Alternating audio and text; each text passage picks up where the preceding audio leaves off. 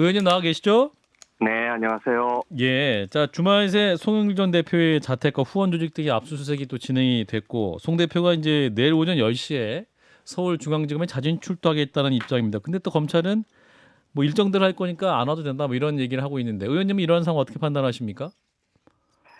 네, 송 대표 입장에서는 수사가 지금 너무 어지럽게 진행이 되고 있다. 예. 그렇게 보고 있는 것 같습니다. 어지럽게.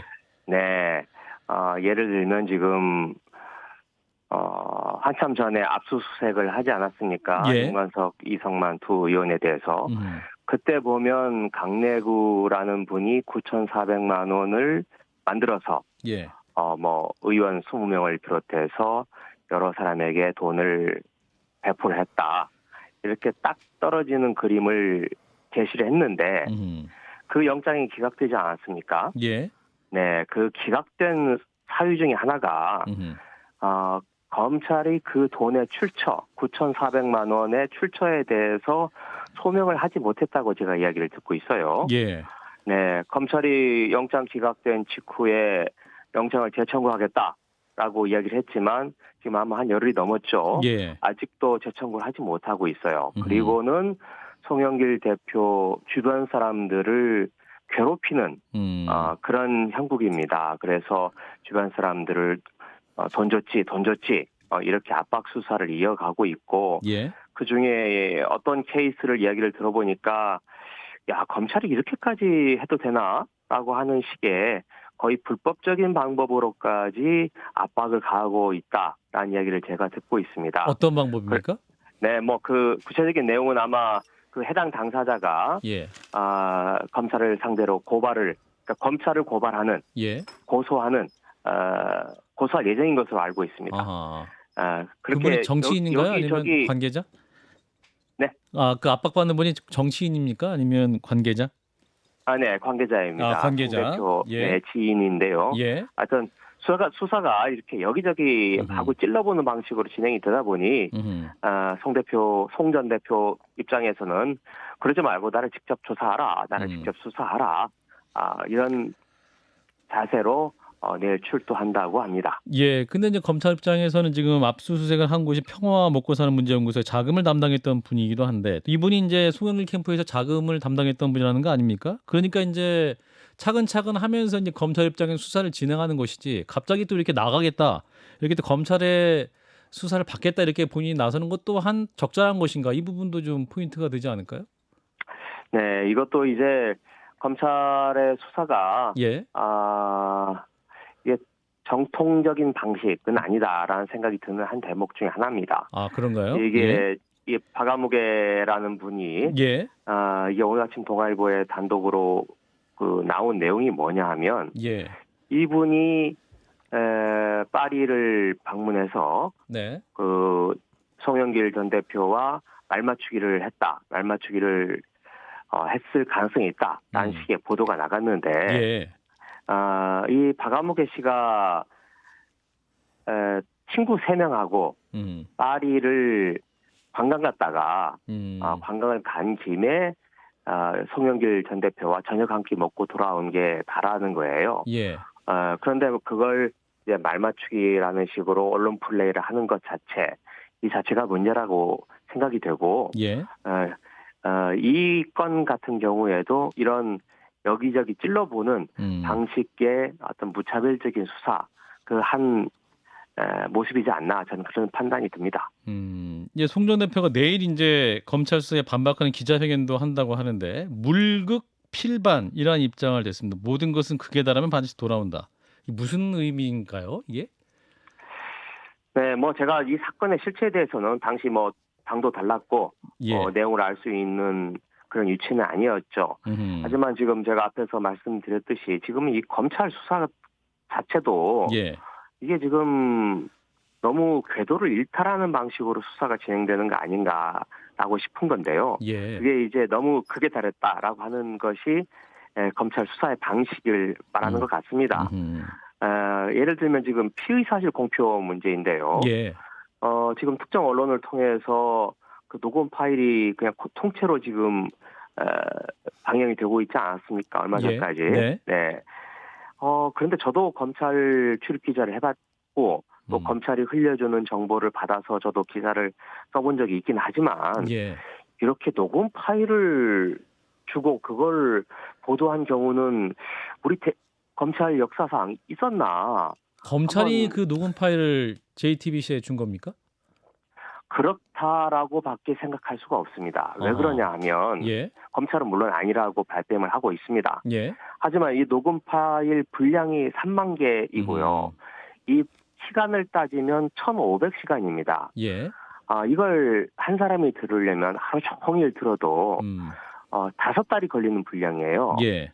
그러니까 검찰이라고 하는 방대한 기구가 아니면 그 방대한 분량의 녹음 파일을 듣고 그 중에서 입맛에 맞는 걸 골라서 줄 수 있는 그게 검찰밖에는 있을 수 없다 이렇게 추정이 되는 거죠. 의원님 추정이신 거고. 근데 김 의원님 김정혁입니다. 네네. 근데 아시다시피 제가 중앙일보 JTBC에 있었으니까. 근데 JTBC에서 그 검찰로부터 받은 게 아니다라고 공식적인 입장을 밝혔는데 지금 하시는 말씀을 들으면 검찰로부터 받았다는 것을 단정적으로 얘기하시는 것 같아서 그거는 자칫하면 또 두 가지 방법밖에 없죠. 예. 검찰 아니면 변호사인데 아까도 제가 말씀드렸듯이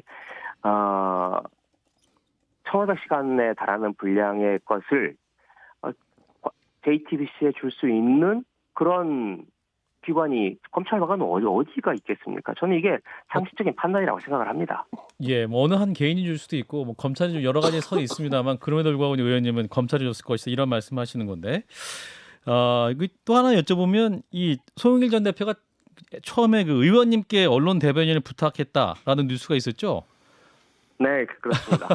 그 의원님과 서로 이건, 말씀 나눴던 겁니까? 네. 아니면? 예. 네, 뭐 대변인 이런 이야기를 이제 언론 보도가 나갔는데 예. 제가 마이크를 잡고 제가 공개적으로 나서는 대변인은 송 대표 나서도 생각했던 건 아니고요. 예.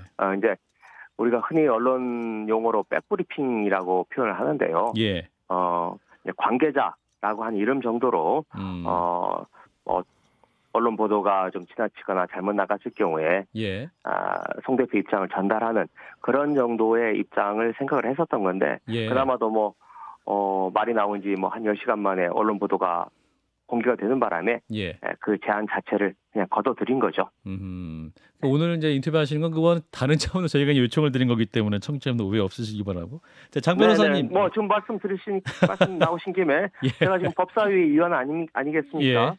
네, 제가 소속이 법사위니까 지금 검찰 수사 이것뿐만 아니라 여러 가지 지금 진행되고 있는 검찰 수사의 문제점들에 대해서 제가 계속 예의주시하고 예.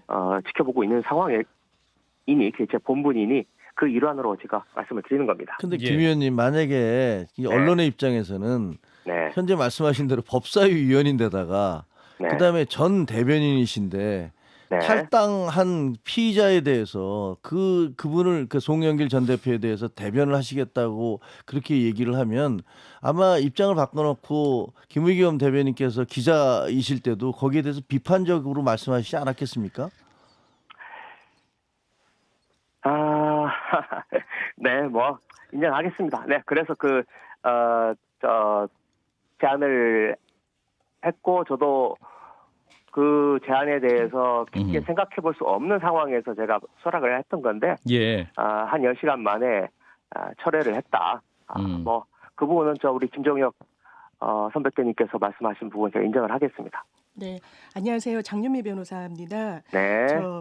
송영길 전 대표를 둘러싼 의혹 관련해서 민주당은 공식적으로는 이제 검찰의 수사 상황을 지켜보겠다. 다만 속도를 내주길 바란다라고 밝히고 계시는데 그간의 민주당이 검찰 수사에 대해서 좀 표명해왔던 입장은 검찰 수사는 좀 정치적이고 믿기 어렵다라는 결이 분명히 있었기 때문에 사실 상반되는 거 아니냐. 이번에 또 당이 좀 선제적으로 이 의혹과 관련해서는 뭔가 진상조사를 하든 제보를 받든 여러 가지 조치를 취해야 되는 거 아니냐라는 게 당 안팎에서 나오고 있는데 혹시 구체화되고 있는 어떤 오고 가는 이야기나 좀 그런 것들이 있을까요? 네, 그래서 지금 논의됐던 것 중에 하나가 당이 자체적으로 진상조사를 조사기구를 구성해서 조사하는 방법에 대해서 검토를 했다고 해요. 예. 그게 이제 당내에서 당의 기존에 윤리감찰단이라고 하는 기구가 있습니다. 예. 그래서 이 윤리감찰단이라는 기구를 통해서 조사하는 방안을 검토를 했는데, 예. 근데 이게 좀 한계가 있지 않겠습니까? 이 당내 조사에 그리고 얼마나 실효성이 있을지에 대해서 또 의문이 제기가 되고 실효성이 없을지라도 국민들 앞에서는 민주당이 당 내에서조차도 굉장히 엄격하게 이 문제를 다루고 있다는 메시지 차원에서도 움직이실 필요가 있지 않았을까요? 그렇지만 그러기보다는 민주당은 정치 조직이니까 예. 수사기관이 아니고 정치 조직이니까 오히려 이제 정치적인 결단, 정치적인 해법 이런 걸 찾아보자 이렇게 당 지도부가 아마 의견을 모은 것 같습니다. 그래서 예. 지금 박광원 원내대표가 오늘 언론에다도 이야기를 했는데 수요일 오후 2시에 지금 의총을 잡지 않았습니까? 예.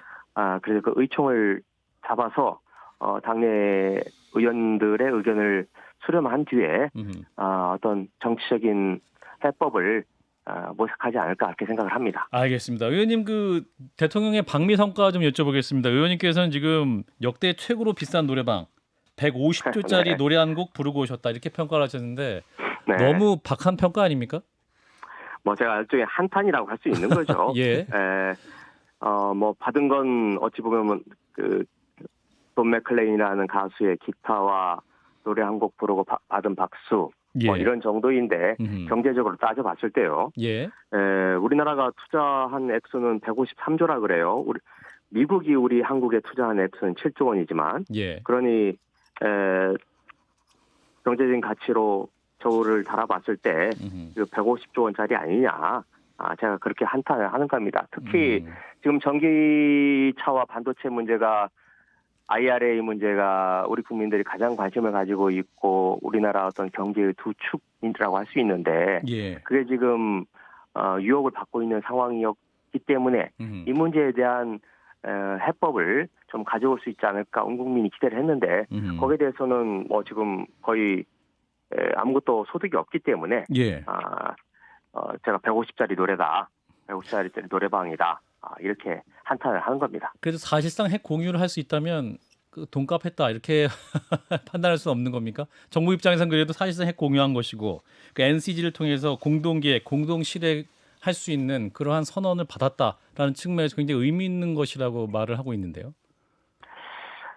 그게 제 말보다는 제가 조선일보에 실린 사설을 한 대목 소개를 드리면요. 예. 워싱턴 선언이 나왔을 때 조선일보 첫날 사설이 뭐였냐면 한미 핵협의그룹 창설, 한국 핵 족쇄는 강화됐다 이런 제목이었어요. 예. 이게 좀 풀어서 설명을 드리면 핵협의그룹 NCG가 이게 비슷한 성격의 기구가 있었습니다. 이게 조금 더 진척된 정도인데 이런 조직 하나 만들고 조선일보 입장 또는 우리나라 보수적인 입장에서는 한국이 독자적으로 핵 무장을 할 수 있는 기회, 권리 맞바꾼 거 아니냐라고 비판을 했어요. 예. 그리고 민주당이나 진보 진영의 입장에서 보면 더 심각하죠. 그 전략 자산을 더 자주 배치할 수 있는 그런 기회를 이번 워싱턴 선언을 통해서 만든 게 아니겠습니까? 이렇게 예. 되면 한미일과 러시아, 중국, 북한 간의 대결 구도가 더 심해지고 한반도가 전쟁의 불구덩이 속으로 들어갈 수 있는 긴장이 더 높아지기 때문에 예. 이건 성과로 절대로 볼 수 없는 그런 결과라고 생각을 합니다. 근데 의원님 네. 예를 들면 저는 이제 보수 진영에서 왜 네. 우리가 핵을 보유해야 되는데 거기에 대한 네. 확실한 걸 얻어오지 못했냐라는 비판하는 거는 이해할 수가 있습니다. 보수 진영이 그렇게 계속 주장해 왔으니까요. 네. 하지만 민주당에서는 우리가 NPT를 탈퇴해야 된다고 생각하는 겁니까? 아니죠. 그러니까 보수 입장에서는 얻은 게 없는 거고요. 저희 민주당이나 진보 진영의 입장에서는 이번 워싱턴 선언을 통해서 안 그래도 한반도를 둘러싸고 있는 긴장이 고조되고 있는데 예. 워싱턴 선언을 통해서 북한, 중국, 러시아를 상대로 적대적인 선을 너무 강하게 그었다. 그래서 더 긴장이 고조되고 한반도를 위험한 상황으로 몰고 가고 있기 때문에 예. 이걸 성과라고 볼 수가 없다. 이런 입장인 거죠. NPT 탈퇴에 대해서는 그건 한 번도 가정하지 않은 상황이고요. 예, 딱 하나만. 근데 한 가지만 지금 추가를 하면요. 근데 지금 선후 관계가 뒤바뀐 거 아닌가요? 그러니까 지금 워싱턴 선언으로 인해서 한반도의 긴장이 고조되는 것이 아니고 북한이 뭐 100m 위에서 무슨 핵을 폭발하는 실험을 했다느니 뭐 여러 가지로 핵과 미사일에 대한 그런 도발적인 그 행동들을 계속하고 있기 때문에 거기에 대응하기 위해서 간 건데 지금 우리의 자유적인 노력을 마치 우리의 자유적인 노력으로 인해서 상황이 악화되는 것처럼 얘기하는 것은 그것은 북한에 대한 비난에서부터 좀 달라진 거 아닙니까? 북한에 대한 이야기를 빼고 중국과 러시아만 놓고 봐도 중국에 대해서 대만 문제, 러시아에 대해서는 우크라이나에 대한 윤석열 대통령의 발언과 이번 워싱턴 선언에 포함된 내용 이런 것들이 북한을 빼고 하더라도 러시아와 중국을 자극하고 지금 긴장이 고조되고 있는 거 아니겠습니까? 예. 그러니까 북중러와 또 한미일 간의 갈등의 축을 더 강화시켰기 때문에 그런 의미에서 좀 부적절한 결과가 나왔다라는 말씀인 것 같습니다. 말씀 여기까지 듣겠습니다. 고맙습니다. 네. 더불어민주당 김의겸 의원이었고요. 좋아요, 구독, 알림 설정.